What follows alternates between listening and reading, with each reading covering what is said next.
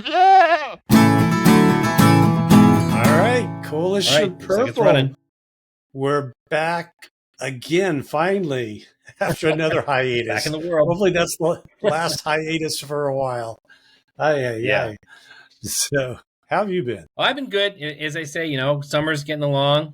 It's a hot one today. I Yep. don't know how hot it is where I you are, know. but down where I am, Yeah. it's pretty hot. So, summer is, Well, again, officially in full swing. yeah. Yeah. Well, again, we're all weather wimps, so when it gets to like 80, it's like, oh my gosh, where are we going to go? How are we going to survive this? For me, it's not a big deal. Having grown up in Phoenix and, dealing with 120-degree days and things, it's like, this is, it's a little toasty, but it's fine. Like, but we always got to find something to complain about. So anyways, so speaking of complaining, what are you complaining about these days from the political front? Well, I'm not so much complaining about anything. It's finally a hopeful day for me. The dawn of a new party is finally upon us. The America Party is going to start, and we can only hope, I suppose, that it won't be as big of a flop as all the other ones. Right, I know. But that's sort of where my thinking is at this point. Because again, right, just to jump right into it right off the bat, I know that there are people out there that complain about third parties being a cult of personality, and I think we've even talked about this on the show before. And I completely understand the complaints about it, that you don't want something that's just entirely one person centric, millionaire centric, whatever. But at the same time, if you're being realistic about how do you actually get the third party started, you have to have a central figure that people can zoom in on and be like, okay, we know who this person is. We know a little bit about his politics. He's well known enough and wealthy enough that he can foot the bill for the first few years of the thing getting started, while you jump through the hoops of it actually becoming a party. And for all of Elon's faults, he is a person that has the right capacities to start something like a political party. I mean, he started enough companies. So I'm very hopeful for that. And I feel like the show for me right now is going to be like a series of Dear Elon letters. Dear Elon, how are you doing today? Here's another idea for you. Right. Exactly. Yeah. Well, and again, it'll be interesting. I mean, it does fall into the, I guess, history of trying to do some kind of top-down thing when Ross Perot or some of these other folks have tried to do this over the years. So it's kind of more of a top-down approach, where in the last few years, it seems like it's been trying to be a bottoms-up kind of thing. It's like, hey, let's just get this grassroots thing going and we're going to, take over the world. And either way you go, none have been that successful yet. And mainly because it's just the hurdles of entry are so high now. And to your point, I mean, he does have the money and the staying power, clearly, that as long as he doesn't go too far off the rails on some things, that's my biggest fear with him, right? It's just like, that he will fall into that trap. Like, I think Ross Perot was probably the closest thing that I can think of in recent history that did something like this. And I was fascinated by Perot, and until he when he finally got out of the race, he was having he's kind of talking about these things about people are threatening all kinds of weird stuff and all that, which very well could have been true. I don't know. But I mean, he came off being a little, I'm not so sure about him. So that's my only fears with those kinds of folks. They're so used to having everything go their way based on, because they're used to running big companies and that sort of thing. Whereas you don't have a lot of control, on so many things when you get into the political. Yeah, yeah, and I was just going to comment on a couple of things. First of all, I think the bottom up approach to politics works really well for potentially reforming an existing party. So, like, if you want to see something, an actual reform take place within the Democrat or Republican Party, I think bottom up is the way you would have to do it, because that's really where the reform would come from. But if you're trying to do something bottom up, as far as making a new party goes, it's just too scattered. You have to have a focal point that people can, as I say, that can basically lock into. That they can, recognize and go to for information about, what's happening with the party, what's their positions on things, who's going to be the spokesperson. Well, when you start top down, you kind of have a built-in spokesperson and a built-in focus.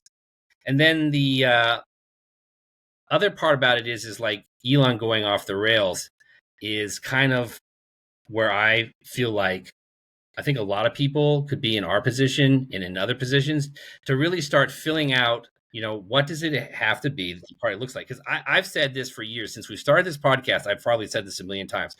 There's a very specific sort of like way forward for a party. And if you deviate too much from it, you go too to one side or the other, you'll fall apart. And again, you look at the libertarians and you look at the Greens. You can't be too much like the other parties, but you also have to have some kind of ideology that people want to get on board with. And if you don't have those things, then it's not going to succeed. You got to know who you're targeting to be your voters, and then you got to have policies that say, look, these are the policies that the disenfranchised, homeless, politically homeless Americans are looking for. This is a kind of an ideology that could work for a party. And if you don't bring that, then there's just not going to be enough interest in it in the long run, and people will just simply defect back to the uh, two main parties. Right. Well, I mean, I guess we do know some of the things that he will, I assume, focus on that are different. I mean, he seems like he's been pretty vocal about the whole deficit and debt situation, and kind of railing against what's gone on with the big beautiful bill kind of thing. And so I take that somewhat as a positive, which uh, but then the flip side of that is the way he went about with the whole Doge thing and kind of crashing and burning a lot of things without a whole lot of forethought. Provides a little concern. We probably know he's somewhat behind I guess climate change kinds of things because of his old thing about electric cars and all that. Certainly, space is going to be a big priority. Um, so I guess we do know Yeah. some things about him, that I can't imagine him moving away from those. And in all those situations, that's the irony of what he presents. I mean, if he really is true to his beliefs in terms of the whole financial crisis, that I think we have entered, already. Um, that's going to go against the grain of a lot of people in the traditional parties, including Republicans, who apparently are okay with spending lots of money now that we don't have.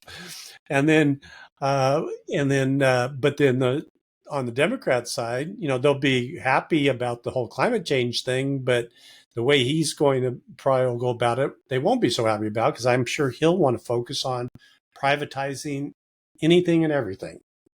And so Yeah. it's going to be interesting to see how that all kind of rolls out between the two parties, and will he end up being the enemy they can both agree to go after?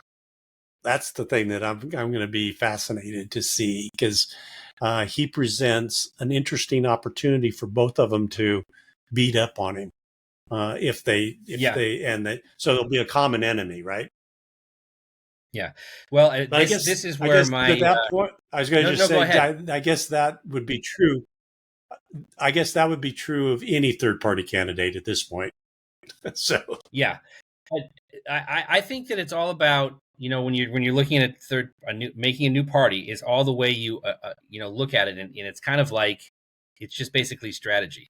So for Elon, he's already got some credibility with Republicans in the right. A lot of people were really on board with a lot of the things that he was doing. A lot of people really like Doge, so he's got some credibility with the Republicans. So here's a little bit of advice to start building credibility on the other side. Number one, he should start the party in California, because California is the perfect place to go about it. Tons of disaffected voters, tons of people who are PO'd about the situations, and even in big cities, they see how LA is run, they see how the Bay Area is run. So first of all, come to California and get to work here in California. And then the next thing is that I think he has to come out immediately within a stance to sort of set himself in position to not just be the standard Republican and be too conflated with Republicans, because obviously he supported Trump. So he needs to come out and immediately establish that the American Party is a pro-choice party. It's a party that acknowledges that climate change is happening. And he has to embrace the idea that there is and will be going forward some sort of social safety net. I know that there's going to be a lot of discussion coming up in months to come about how the big beautiful bill is affecting things like Medi-Cal. But one of the things that I think is really important for a third party to do is to commit to the idea that there will be a social safety net. Because if you look at polling of people all over the country, almost everyone agrees that there should be some form of safety net. They want some sort of help with retirement, and that they want to be assured that they have at least some form of medical coverage. Now, the existing system is, circling the drain. And so there may well have to be changes. But if you come out from the very beginning and say, look, we may want to change things, but we want the social safety net. I think if you say those three things, you acknowledge that climate is an issue, you acknowledge that you're a party that's pro-choice and will not, suddenly turn around and attempt to ban abortion, and that you support the idea of having a social safety net, then I think you can start convincing the Democrats, who have traditionally been very afraid to vote for Republicans, and I think is the main reason that people don't vote for Republicans is because they're afraid of them than they love the Democrats. Establish yourself as a party that is safe to vote for, that you're the white hats, you're the people that are okay to vote for, not the Democrats, not the Republicans. The new way forward, the America Party, that is the party that is safe to vote for. We'll look out for you in retirement. We'll look after coming changes in the planet and environment, and we're not going to come after women's rights. So we're safe to vote for. Because I think the biggest voter block that Elon really needs to capture is suburban women, because that is like the Democrat fortress. But obviously I'm middle class and I know a lot of women, and most of the middle class women I know that vote for Democrats mostly vote on abortion. I've known a lot of women that will tell you that that's not why they're voting, but they will not vote for a pro-life candidate. And honestly, they won't vote for a candidate that is associated with the Republicans, because they feel like, well, this person is just saying this stuff, but they don't really mean it. That's why they're part of the Republicans and blah, blah, blah. So you got to get ahead of that, because like you say, he's going to get attacked from both sides. But the way that the Democrats will come after him is they will say, well, he's just a Republican who's no different than any of the other Republicans. Don't vote for him. He's just as scary as Trump or whatever. So you got to establish yourself right away that, you're not the Republicans, which is also the reason he should start the party in California. Come to California and start getting that message out among Californians. If you can see that you can pull voters away from the Democrat Party, then Republicans will vote for him anyway, because people who vote Republican hate the Republicans. I voted Republican many times. I hate the Republicans. So they'd be willing to switch already.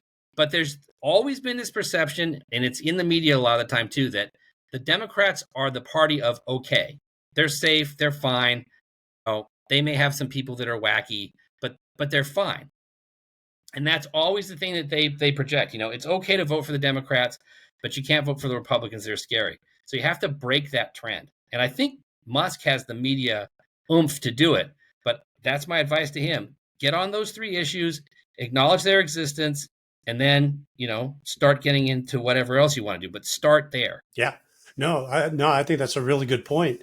And that's going to be the interesting part for him, because I don't really know where he falls on like pro-choice, pro-life, those sorts of things. I know he has a lot of kids, apparently, but other than that, I don't think I've really heard him speak much about that. And this is where I think so many people do want to vote for something rather than Right. against something, which Yeah. is kind of your point. It's like so many people have had to just vote against Trump, or they wanted to vote against Biden or whatever, because they just felt homeless, like you said.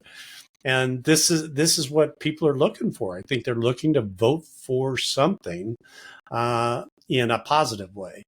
Yeah. And with the social safety net, I couldn't agree with you more. But this is where the Democrats definitely need is an opportunity, or for them to finally step up and say, "Yeah, we need to fix this because it does need to be fixed."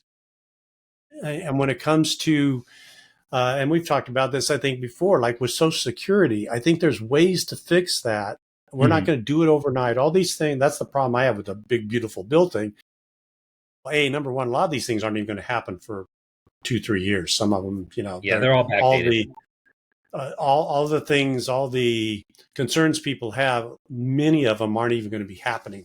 Well, definitely until after the midterms. I mean, Yeah, for sure. they built that into the equation, right? And so there's time for a lot of that stuff to change, anyways. But they shouldn't be focused on that as much as what is the plan. I mean, there when it comes to Social Security or Medicare or Medicaid, either one, all any of those, we need to start building a transition. And I mean, Social Security, in my mind, could be easily fixed where we start moving over the next, basically, probably take 20 years, but just start transitioning out of this system into something where people have more control over what it is. And we don't have this big bureaucracy. And it's not depending on having, 10 workers contribute so you can support one retiree, or whatever the number was when they first built it, right? Because now it's like, hey, we've got for every person that's retiring, we only have like one person paying into it. It's like, well, this is not going to work. Yeah. And But so that's where the Democrats got to step up and, okay, let's see some creativity to solve these financial problems. And it's their great opportunity to say, hey, the Republicans are the ones that are being irresponsible on the debt and deficit now. yeah. So take advantage of it. Yeah. But I don't foresee that happening. But but and that's again, why I'm that's saying where my that's where Musk could really play a big role in yeah. that. But that's what I'm saying. If you acknowledge the fact that the social safety net is breaking down, and people could lose the social safety net because it's breaking down, but we, the America Party, are the party that wants to fix things and guarantee your social safety net going forward. So start from a position of goodwill. Start by saying, look, we want you to Yes, have a social safety net. We feel that as part of the American Party, that the social safety net is something that all Americans, seem to be in favor of. And even if it's financially difficult to come up with a solution, if you're going to have government of the people, by the people, and especially for the people, and the people want a safety net, then the government's responsibility is to come up with a solution for how to make that safety net viable. And so if you come from it in that direction, you're saying, look, we are the party that is working to save the social safety net. Because when you look at the discussion that goes back and forth between the Republicans and the Democrats, the Republicans are just like, well, the social safety net isn't viable, so we should just privatize it, which nobody wants. And then the Democrats are very easily just come back and say, look, the Republicans want to take away your Medicare, Medi-Cal, and Social Security. And it's like, well, if you get drug into that same pit that the Republicans are in, well, that you just doomed from the start. So you have to get away from that attack angle and get to the point where it's like, look, all Americans want the social safety net. Sorry. I mean, you may actually think that it's financially irresponsible. Maybe even Musk thinks it's financially irresponsible, but that's what people want.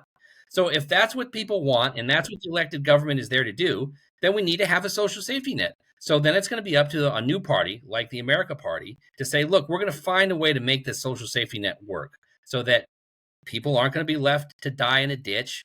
They're not going to be starving, when right. they're 75 years old. And we're going to find a way to make it work. And it's like, if you start from that position, you're much better off than just getting pigeonholed into the you just want to take away the social safety net thing. Yeah, yeah, no question. And the one part that just kind of it keeps clawing at me a little bit when it comes to Musk too is because it was ironic. I was just reading that there. I guess there's a Supreme Court case that's going to be decided here real soon about basically eliminating any supposed wall between PACs and the political party. Basically, the Republicans have sued to say, "Hey, we don't want any limits on how much people can spend on any federal campaign. Just hey." And in one way, it's like, well, might as well be honest about it. So all these little silly facades we have that the PACs aren't coordinating with candidates and all that, which is just a bunch of BS. Hey, might as well admit the fact. So from one perspective, it's like, okay, at least we're being honest about it now. But they want to eliminate that. And so it's just like this whole campaign finance thing is still, in my mind, is the root of all evil when it comes to politics. And we've talked about this a million times, you flip that, and now you got Musk. It's like, well, where does that fall in terms of campaign finance? Because technically, he could just finance it completely 100% himself. So he would literally be buying the election, right? And so that's kind of the weird part of all this. But at the same time, to your point, how do you break through without there being somebody that you can kind of relate or respond to provide that leadership and vision? And it's a very hard thing. Yeah, I think the campaign finance part of it right now is sort of, you just have to play the cards that you're dealt. Like, I would love for the angels to descend down from heaven and deliver upon us the perfect finance system for our elections. That would be terrific. But it's not going to happen in the next, 5 or Nope. 10 years.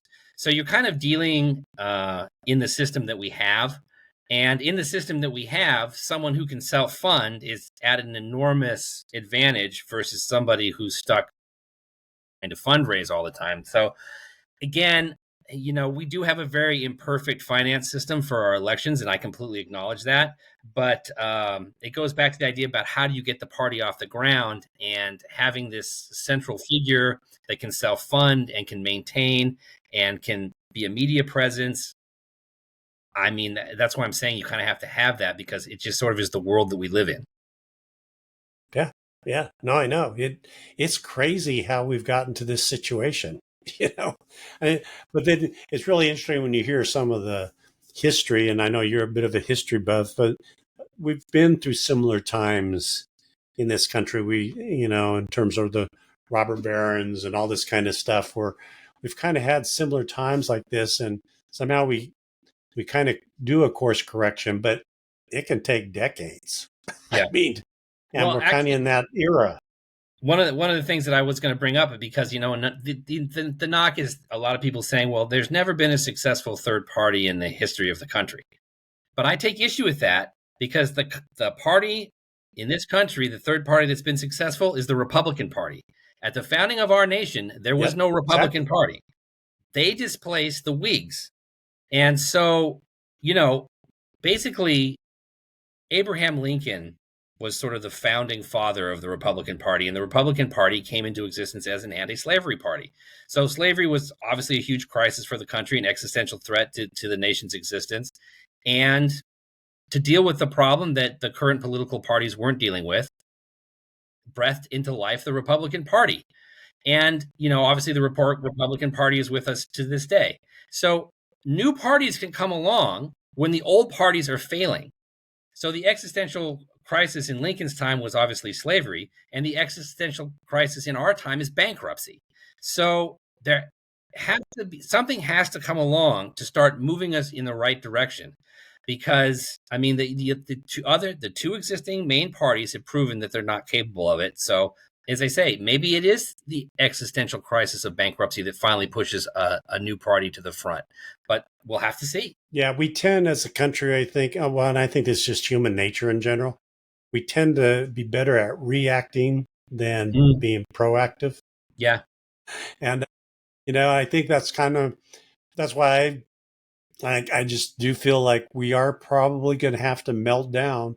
And kind of like you said, California's probably got to go bankrupt a couple times before we actually get our Twice at act least. together. I mean, I think that's generally that's generally true with the country overall. And this last go round with the whole budget thing was proof in point. It was like the Republicans didn't really give two craps about what they were spending or not spending. It was just this was something that Trump wanted to have happen, and they all got on board. And it's like, really? And it's like, and again, I that's the part that drives me crazy about some of it. It's like every one of the issues that they kind of used as talking points, I couldn't disagree with. I think they need to have a top to bottom look at where we're spending money, Mm-hmm. but to do these little things, relatively speaking, minor cuts. When you look at the big gargantuan, I mean, it's like 18-20% of the actual budget can actually be messed with. I mean, once you take out the interest and take out the military and you take out, what am I forgetting? Military, the social Social programs. safety net stuff, um, you're only left with about 18% of the budget. And that's what they were tinkering with. It's like none of that's going to make as detrimental as it's going to be to the social safety net things are doing. I think it's going to be a problem. It's still not going to make a big difference. Yeah. Well, Let that's alone one the of the fact that it's adding to the deficit. yeah. Well, that's one of the reasons I started very, today talking about the social safety net because it is such a huge component. And if you want a party to come along or people to come along to actually begin to address it and actually fix some of the problems that we're having, you can't let the thing just collapse immediately under the weight of people saying you just want to destroy the social safety net. And that's what you have to come out and say specifically at the very beginning. We are here to save the social safety net. We're going to find a way to make it work. And I think that there are ways to make it work. I mean, for instance, switching Absolutely. medical coverage over to a more catastrophic care type of model. You could do a lot of different things. I mean, if you could get rid of a lot of the fraud and waste within the system, then it would be cheaper to operate anyway. Those kind of savings could save billions of dollars. And all you got to do is basically just get over the hill so that, your revenue is basically more than your expenditures. So if you can start bringing things down a little bit within the process by reform, then, that combined with economic growth can get to the point where, you can take the systems that we have and get them at least very close to not, being in danger. And then, maybe you can come up with a better system too. But you have to start from the position of we want the safety net. Everybody wants it. Everybody votes for it. So we're going to work to make it actually work so that people actually have it and it's actually worthwhile. But one of the things I wanted to mention too was there's something out there, and I read it a really long time ago, and it gets brought up every now and again. I think it's called the Oregon Study, and it's a study about Medi-Cal. And it was a very long-term study, and they looked at the outcomes for poor people who had Medi-Cal and poor people who had no coverage at all. And it turned out that there was no statistical difference between their medical outcomes at all. So essentially what we're doing when it comes to the Medicaid programs is we're spending a huge amount of money to not really help anyone. And when you start looking at things like that, you have to say, look, I'm sure that we can find a way to help people. And when we do find Right. that way, maybe it doesn't need to actually cost as much because what we're doing now is just throwing money at a problem. And we spend so much money in our medical care on so many things that are not really producing good outcomes that if you just had good research and good science and you focused on the things that really have good outcomes for people and you put that into your social safety net and said, look, these are the things that have good outcomes for people. These are the things that make people's, life better and longer. So we're going to keep these. And these are the things that we spend billions of dollars on that aren't actually helping people. So if we can cut these out over here, then the stuff over here, which actually helps people, we can keep. And if we start doing things like that, then suddenly we have a safety net that's sustainable and better for people. But that only comes about if you have a party that can stay the course and get it done. Well, and I think a big component of that is, to your very point, is so much of what we've done in the past. And again, I think a lot of these things that were done with good intentions, but the problem with them was we were focused on trying to get people on health insurance or whatever. Well, that really the goal, or is the Right. goal trying to create healthy people? Yeah. Care versus And coverage. That's a that's, huge distinction. those You are got to two understand the difference different between things. care and coverage. Yeah. Yeah, no, and it's the two different things. So if the money followed the outcomes, that's what the goal needs to be: having healthier people, not getting everybody coverage. I mean, ultimately, everybody will be covered in some way, but it's really, if you're not moving the needle to getting people to the ultimate goal of getting them healthy and sustainable and all that, what's the point? You're exactly right. Then it just becomes a bureaucratic nightmare.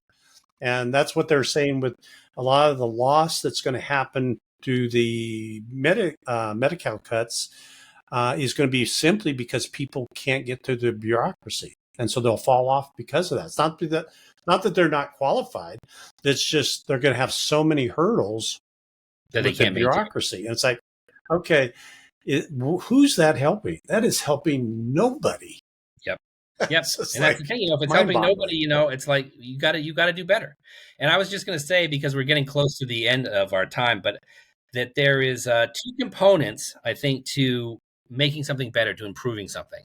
Number one, you have to actually want to improve it, which I don't think the Republicans do when it comes to the social safety net.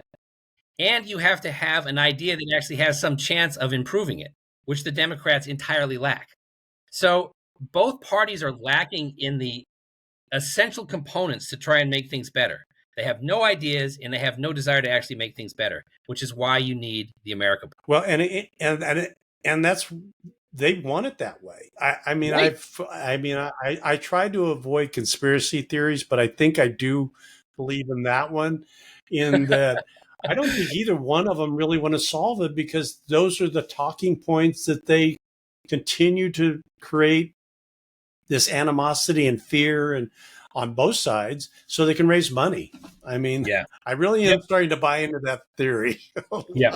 But yeah, So and anyway. again, that's the value of the third party too. It can come in as a wedge. It's much harder to run against two people you're calling the devil than one person you're calling the devil. Because when the two people you're calling the devil don't actually agree on things, then it's like, well, wait a minute. If this person you're calling the devil is agreeing with you like 30% of the time, then aren't you also the devil? So, I mean, it's because you have only two parties. They can sit there diametrically opposed to each other on everything and then just, hurl insults back and forth. And you don't have to run on actual ideas or on how to make things better. You just have to run on how I'm that much less worse than the other guy. So that's what I say. That's why I've always been such a big proponent of third parties. So again, I don't know if this party is going to be any good. I don't know if it'll work, but I hope it will. Hey, yeah, I mean, it's got the potential, anyways. If nothing else, hopefully galvanizes the thought process among more people to be thinking, hey, the two party system we have now really sucks. So let's figure out another way to get through this mess. Yeah, a better way forward. Hey, yeah, if that's all it does, that's a win in my mind. That hopefully, it just starts people thinking a little more independently, that guys, they're playing you. They're playing you.